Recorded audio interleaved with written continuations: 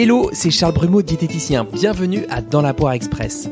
Et oui, aujourd'hui un épisode très pratique avec 5 idées de petits déjeuners protéinés. Alors pourquoi manger protéiné le matin, Charlie? Ça y est, on a cédé à la protéine mania? Eh bien non, même si une carence en protéines est plutôt rare dans les pays industrialisés, je me dis que pour celles et ceux qui sont flexi, voire veggie et ou qui ont un mode de vie assez actif, qui font du sport, eh bien parfois c'est pas toujours facile d'avoir ces apports protéiques à la fin de la journée. Et puis tout simplement parce qu'en début de matinée, l'organisme sécrète des protéases, pepsine gastrique, protéase pancréatique, peptidase intestinale. Ce sont des enzymes qui vont couper les liaisons. Oh attention chérie, ça va couper. Peptidiques. Autrement dit, des enzymes qui vont assurer la dégradation des protéines. On sécrète également des lipases, les enzymes qui servent à mieux digérer les lipides pour aller vite. C'est pour ça qu'on dit qu'il faut manger gras et protéiné le matin, notamment pour favoriser la production de dopamine, de quoi booster son attention, sa concentration et sa vigilance pour la matinée. Tiens, quand je dis il faut, j'ai mon petit warning de diététicien détendu qui s'allume. Je rajoute donc si et seulement si on a faim le matin et si c'est ok bien sûr de manger protéiné le matin puisque bon nombre d'entre vous préfèrent des tartines de pain grillé avec du beurre et de la confiture et c'est ok. Encore une fois, je propose vous disposer. Alors, qu'est-ce qu'on mange ? Déjà des trucs faisables dans la vie de tous les jours. Le canard à la rouennaise, le rôti de sanglier au velours. Au velours. Au velours, velours. Ah oui, le rôti de sanglier au velours. Le lapin à la cabriole. Oh, la cabriole. Oui, parce que je sais pas pourquoi, je vous vois pas trop faire des gaufres de saumon à l'ânette le mardi matin, comme ça, à 7h14.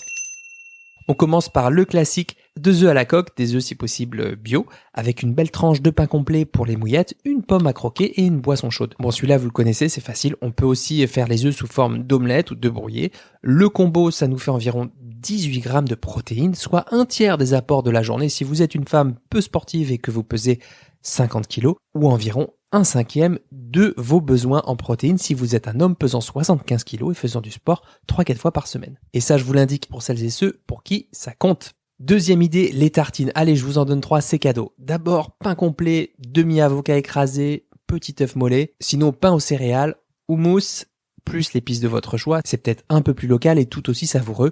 Ça nous fait environ 14 grammes de protéines. Deuxième tartine, pain de seigle, chèvre demi-sec, miel du pays avec des noix. Ça nous fait environ 17 grammes de protéines par tartine.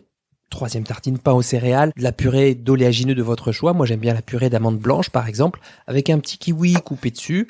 Au taquet pour la vitamine C, ça nous fait environ aussi 17 grammes de protéines. Mais là, uniquement des protéines végétales, donc un peu moins bien assimilées que les protéines animales. C'est aussi pour ça que j'ai précisé purée d'amandes blanches. Comme ça, vous n'avez pas la peau de l'amande où se trouve une partie de l'acide phytique, une substance qui va gêner l'absorption des protéines. Troisième idée de petit déjeuner, pancakes à la banane et à la cannelle. Ça, c'est un de mes grands classiques aussi. Alors, si mes souvenirs sont bons, c'est Christelle Javelier, qui est coach sportif et cofondatrice de l'Active Guide Studio, qui m'avait indiqué cette recette il y a des années, une recette ultra facile à faire. Vous prenez un œuf, une banane mûre, une demi-cuillère à café de cannelle, vous écrasez un peu la banane, vous mélangez grossièrement, hop, 3 petits tas sur une poêle bien chaude avec un peu d'huile de coco parce qu'elle est résistante à la cuisson et c'est réglé. En topping, vous pouvez rajouter des fruits rouges quand c'est la saison, sinon en ce moment le kiwi ça passe crème.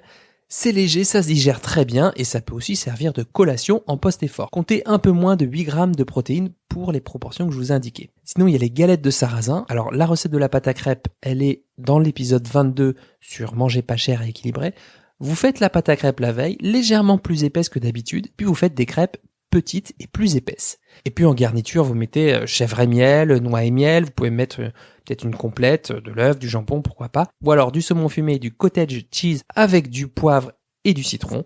Comptez environ 8 grammes à 15 grammes selon le type de garniture. Cinquième et dernière idée, le pudding de graines de chia. Allez, je vous challenge un petit peu parce que c'est peut-être pas forcément dans vos habitudes alimentaires, mais rien n'empêche d'essayer, d'autant plus qu'il existe des filières françaises de graines de chia maintenant. La veille ou 30 minutes avant, prenez une grande cuillère à soupe de graines de chia, mélangez-la avec un verre de lait ou de boisson végétale de votre choix. Moi, je le fais avec du lait de chanvre, par exemple, avec une cuillère à café de miel du pays, une demi-cuillère à café de cannelle en poudre et laissez gonfler les graines. Coupez un petit kiwi en lamelles ou des fraises quand c'est la saison et vous rajoutez le tout dessus. C'est super facile à faire, ça prend quelques minutes. Ça vous fait un peu plus de 8 grammes de protéines qui sont 100% végétales, peut-être un peu moins bien assimilées que les protéines animales encore une fois, mais il y a aussi d'autres bienfaits. Là par exemple la graine de chia, c'est une graine à mucilage comme le lin ou le psyllium. Au contact de l'eau, la graine va libérer un gel visqueux d'aspect translucide qui est également régulateur du transit. Voilà, j'espère que ça vous aura inspiré. C'est aussi ma mission de diététicien, vous donner des conseils directement applicables dans la vraie vie et faciles à mettre en place. Je compte sur vous pour m'indiquer vos meilleures recettes de petit déjeuner protéiné en commentaire sur Apple Podcasts, sur Instagram ou sur ma chaîne YouTube à Charles Brumeau. Et puis vous écoutez ce podcast sur une plateforme d'écoute, alors partagez-le en story ou en banderole de 4x3 dans toutes les villes de France en mode dans la poire inexorable pour participer